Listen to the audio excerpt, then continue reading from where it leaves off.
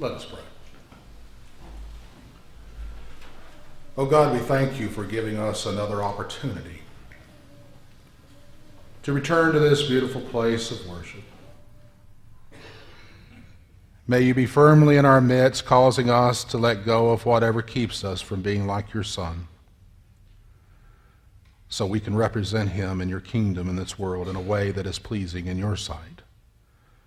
For we ask it in his name. Amen.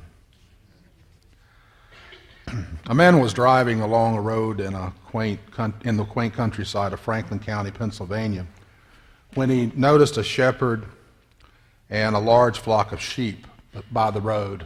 So he stopped and he engaged the shepherd in conversation and said, "I'm going to bet you that I can tell you exactly how many are in this herd of sheep, in this flock." And he said, "If I win, then I get one of the sheep." And the shepherd said, "I'll take you up on that." And the young man said, 957.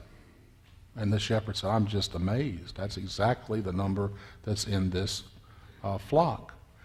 And he said, "A bet's a bet. Pick you one." And so the man leaned down and picked up and started to walk away. And the shepherd says, "No, wait a minute. No, we're not finished yet." He said, "Double or nothing. Let me make you a bet."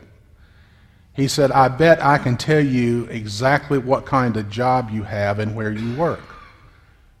And the young man said, "I'll take you up on that." And the shepherd said, "Well, you're an economist with a master's degree and you work for the federal government." And the young man said, "Wow, how in the world did you discern that?" And the shepherd said, "It's easy. Put down my dog and I'll tell you."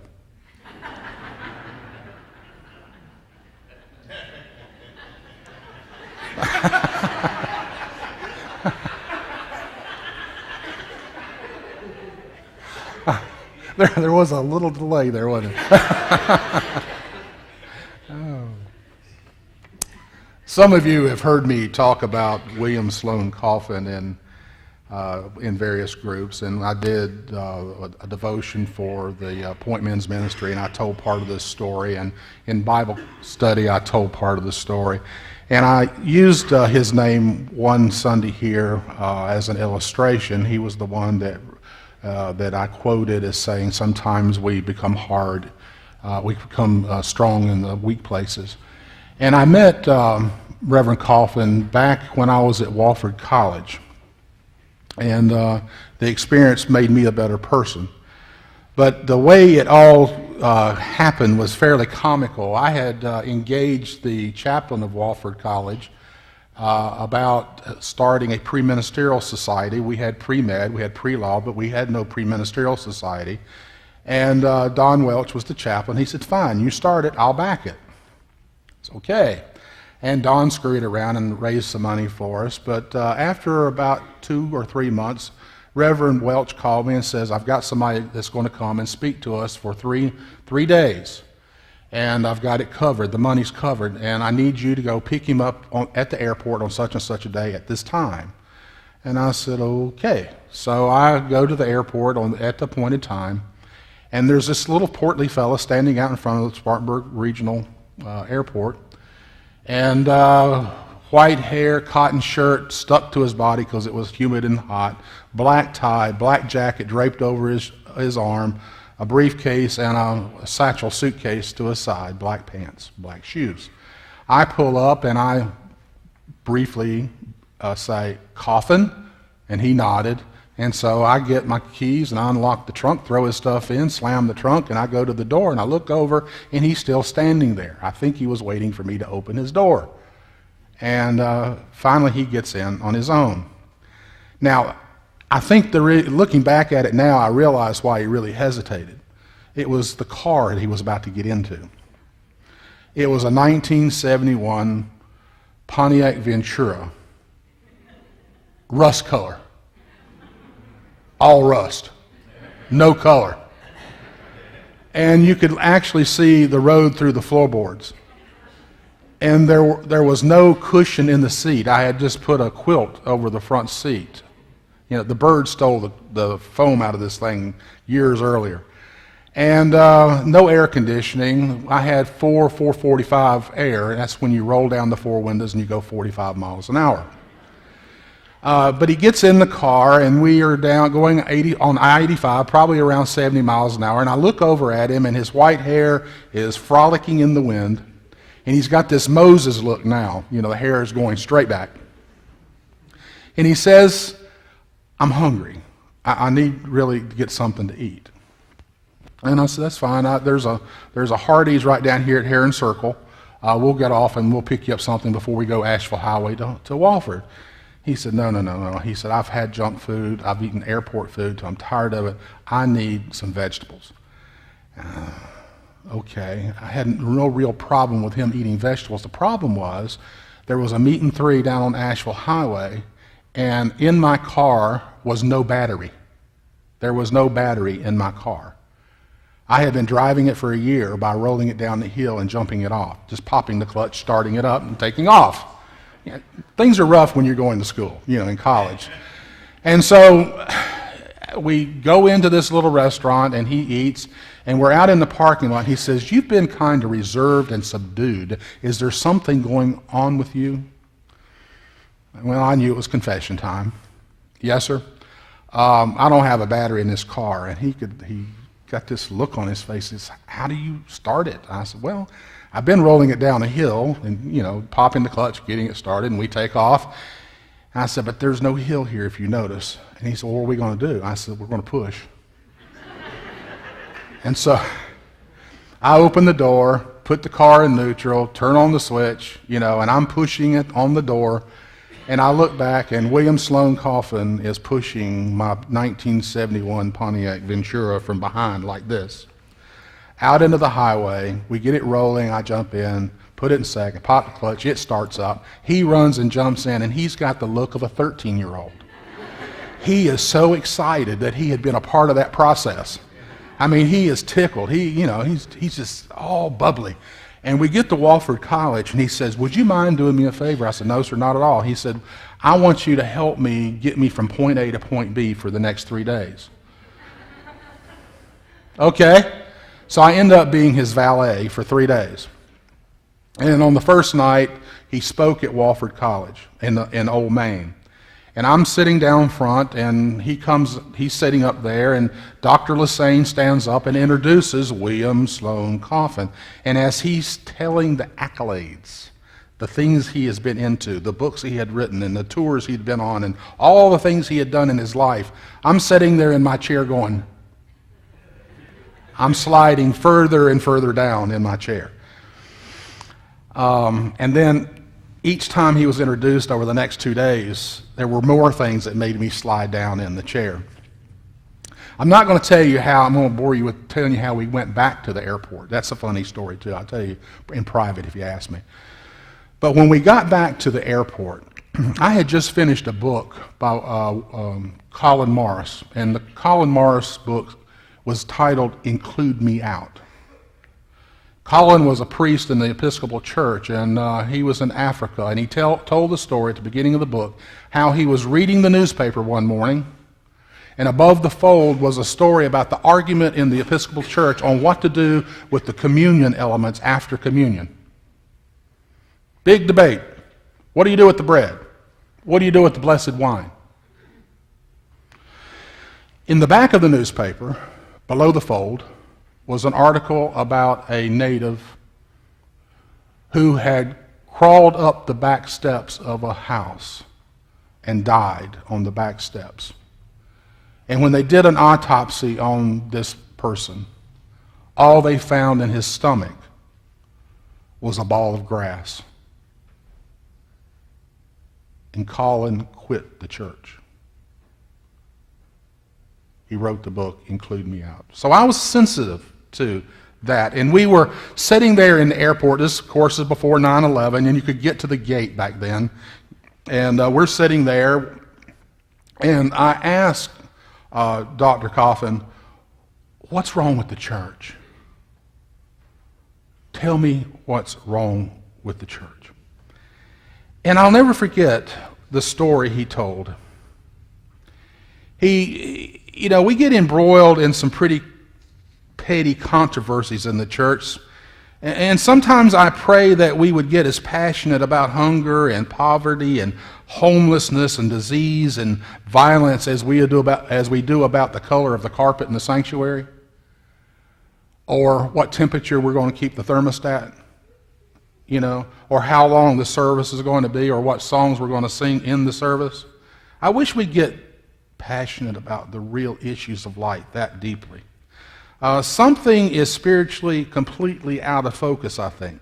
So I asked Reverend Coffin that question, what is wrong with the church? And mind you, at that time, it was at the zenith of PTL and Moral Majority and the Hour of Power, all those groups.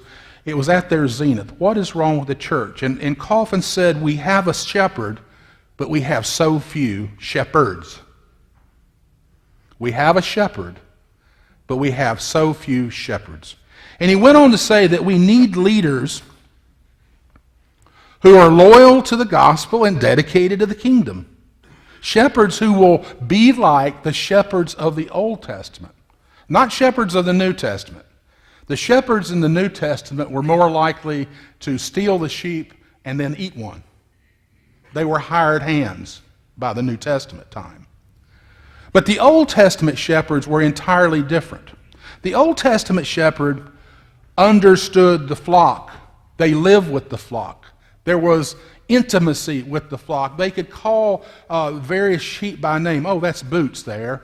That's Princess there. That's Peppy there. They would call the sheep by name because they knew them from the time they were born. There was a relationship between the shepherd and his flock, and the flock trusted him explicitly. They trusted because they followed that shepherd, and that shepherd would always cross the stream first. Why? Because water and wool don't mix. If that stream is too deep, the sheep will drown. So the shepherd goes across the stream first. The shepherd goes through the briar patch first. Why? Because briars and wool don't mix. A lamb gets caught in briars, it'll die. It'll get caught up and it can't get free, it will die. The shepherd goes around the bend first to make sure there's no predator there, because sheep can't defend themselves. So the shepherd goes around the bend first. The shepherd takes the lead and takes care of our wants. The shepherd leads us to the calm stream to drink. The shepherd leads us to the pastures that are green so we can eat our fill. The shepherd is out front of us and engages the enemy first. So therefore, no matter what comes our way, we're not worried.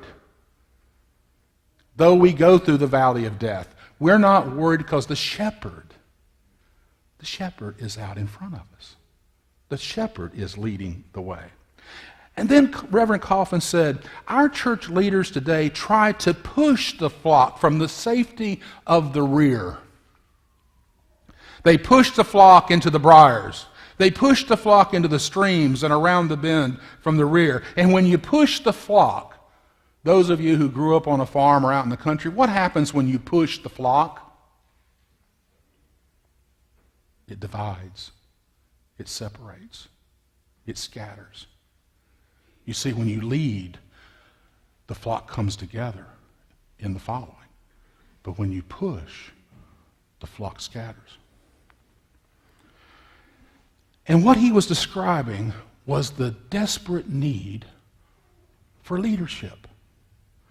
When you lead out front, though, you're in a dangerous position because out front you've got a target on your back.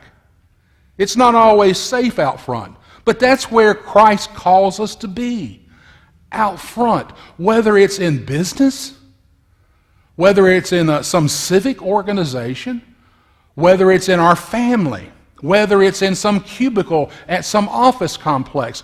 Jesus calls us to be the ones that are out front leading the way, showing how the Christian life is lived in faith. It's not safe and it's not secure, but that's where Christ calls us. Even as parents, even as grandparents, Christ calls us to be leaders. Because ultimately children don't do, and grandchildren don't do what we say.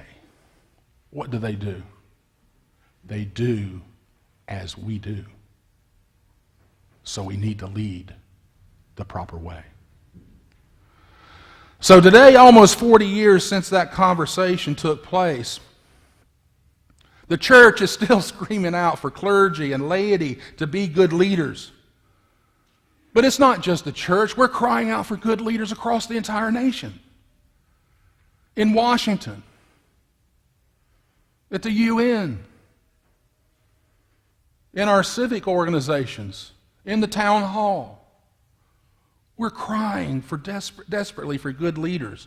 The world needs leaders. Leaders who can't be bought, whose word is their promise and their character is more important than wealth itself, who possesses both opinions and a will to make something happen, who are larger than their vocations, who are not all about themselves, who don't hesitate to take chances, who will not lose their individuality in a crowd, who will be honest in small things as well as the big things, who will make no compromise with wrong, whose own ambitions are not confined to their own selfish interests, who will not say they do it because everybody else does it, but they'll do it because simply it's the right thing to do. It's the honest thing to do. Leaders who are true to their friends through good rapport and evil report, in adversity as well as in prosperity, who do not believe that shrewdness and cunningness and stubbornness are the best qualities of winning success. Leaders who are not ashamed or afraid to stand for the truth, even when that truth is unpopular, even when that truth is not wanted. Leaders who can say with emphasis, although the rest of the world says yes, I don't agree with this and I will not. I will not listen to the world but the voice of Christ, and I will remain loyal to Christ's gospel, and I'll stay dedicated to God's kingdom. Now, of course, Jesus is the good shepherd. He came dwelled with humanity. He showed us the way out front, leader. He showed us the truth. He showed us the life. He showed us how to live our lives. He didn't push us. He didn't make us. He led us. He doesn't throw us up on a cross. He laid down on a cross and then invited us to pick up ours as well. You see, the Christian life is not some intellectual assent. Christianity is a way of life. It's not a system of belief, but a way of living, a way of looking at the world, a way of relating to one another. Now, after 36 years of ministry, I sadly confess that the meanest person I've ever known, called herself a Christian. And there again, the most Christ-like person I've ever met on this planet was an agnostic who was selfless and kind and generous and everything that I would think Jesus was like. Isn't that ironic? The sheep know the voice. Several years ago, I was standing in the northeast of Golan Heights, southeast Syria, and I was standing there with a Palestinian Christian who was a friend of mine, and we were watching sheep get watered at Jacob's well, one of about a dozen Jacob's wells. But we're standing there watching these sheep get watered, and there's a bunch of them there. I mean, there's probably 1,000 or so sheep around this well. And I asked Aladdin, I said, Aladdin, how do they know which sheep is theirs? He said, watch. In about 5-10 minutes, one of the shepherds whistled very loudly, and he started singing. And he started walking away from the well. And sheep started bouncing and playing and, and bob-eyeing. And all of a sudden, they start melting out of the group. And they started following him. And then another one whistled. And he began singing. And as he walked away, his sheep started bouncing and getting all excited and started melting out of the group and following him on the way. And after 4 or 5 shepherds did that, there were no sheep left at the well. The sheep know the voice of the shepherd. And we are sheep following the great shepherd. He's already led us, showing us the way and the truth and the life. And the shepherd leads us this day if we continue in that relationship and follow that voice. And it doesn't end there. The shepherd also calls us to become shepherds, to lead sheep. We're called not to just tell the sheep about the way, tell sheep about the truth or the life. We are called to live it, to be it, to show people how it is done. So today, I hope, as we respond in grace today to the bread and the wine, that we'll recognize the fact that we're responding to the water at the well. We're coming as sheep to the shepherd. But once we have been watered and fed here at this well of grace, when we turn away, we will leave this altar today, not as sheep, but as shepherds. Amen. Let us pray. Great shepherd of the sheep, we ask that you give us the grace sufficient to hear your voice during the days of our lives and the trust to follow whatever that voice might lead us, even into new ways, into unfamiliar situations and unfamiliar circumstances, because we trust the voice that we follow. Amen.